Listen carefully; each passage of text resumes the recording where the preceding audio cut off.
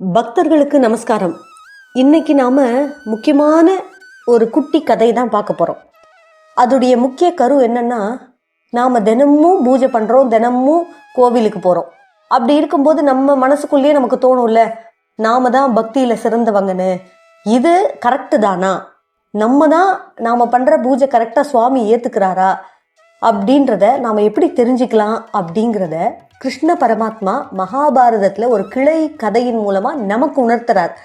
தொடர்ந்து இந்த பதிவை கேளுங்க ஆன்மீக நண்பர்களே, ரொம்ப சுவாரஸ்யமா இருக்கும்.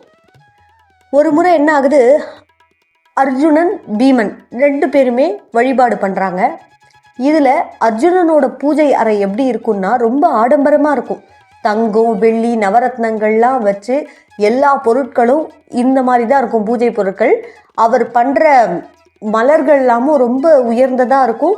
கூடை கூடையாக சுவாமிக்கு மலர் அர்ச்சனை செய்து வழிபடுவார் அர்ஜுனன். ஆனால் பீமன் அந்த மாதிரி ஆடம்பரமாலாம் சுவாமி வணங்க மாட்டார்.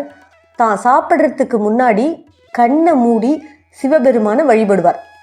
இதனால் அர்ஜுனனுக்கு பீமனை பார்த்து ஒரு கேவலமான எண்ணம் வந்தது. எப்போவுமே பக்தியில் சிறந்தது நான் தான், பீமன் சுவாமி மேலே பக்தியே இல்லை, அவன் பூஜையே பண்ணுறதில்லை, ஏன் பக்தி தான் உயர்ந்தது அப்படின்ற எண்ணம் மேலோங்கி இருந்தது. இதை கிருஷ்ண பரமாத்மா கிட்டேயும் சொல்லி சிரிக்கிறார் அர்ஜுனர். உடனே கிருஷ்ணர் என்ன நினைச்சார், அர்ஜுனனுக்கு நாம பாடம் புகட்டணும் அப்படின்னு விரும்பி, அர்ஜுனா வா, நாம சிவபெருமான் வசிக்கும் கைலாயத்திற்கு பிரயாணம் பண்ணலாம், போய் சுவாமியை தரிசிச்சுட்டு வரலான்னு கேட்குறாரு. இதை கேட்டதும் அர்ஜுனனுக்கு ஆனந்தம் தாங்கலை. ஆஹா, வாசுதேவர் கூட நாம் எங்கே போகிறோம், அந்த மகாதேவரை தரிசிக்க போகிறோம்னு சொல்லிட்டு சந்தோஷமாக யாத்திரையை தொடங்குறாங்க 2 பேரும்.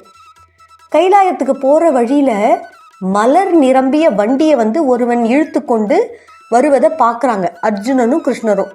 உடனே அர்ஜுனன் ஓடி போய் அவங்ககிட்ட கேட்குறான், இந்த பூவெல்லாம் எங்கப்பா எடுத்துகிட்டு போகிறீங்க அப்படின்னு அந்த வண்டிக்காரன்ட்ட. அதுக்கு அந்த வண்டிக்காரன் அர்ஜுனனை மேலேருந்து கீழே வரைக்கும் பார்த்துட்டு பதிலே சொல்லாமல் பேசாமல் தன்னுடைய வேலையை செய்கிறான். அவன் பின்னாடியே தொடர்ந்து போகிறாங்க. போனால் ஒரு இடத்துல போய் இந்த மலர்கள்லாம் குவியலாக அப்படியே கொண்டு போய் கொட்டுறாங்க. இது மாதிரி நிறைய பேர் வண்டி வண்டியாக நிறைய மலர்களை இழுத்துன்னு வந்து கொட்டுறாங்க. அர்ஜுனனுக்கு ஆவலை அடக்க முடியல. இவ்வளோ வண்டியாக மலர்கள் எங்கேருந்து வருது, ஏன் இந்த இடத்துல குவியலாக கொட்டுறாங்க, என்னன்னு தெரிஞ்சுக்கணுமேனு துடிப்போட என்ன பண்ணுறான், மறுபடியும் ஓடி போய் அவங்க கிட்ட கேட்கணும்னு வேகமாக போகிறான் அர்ஜுனன்.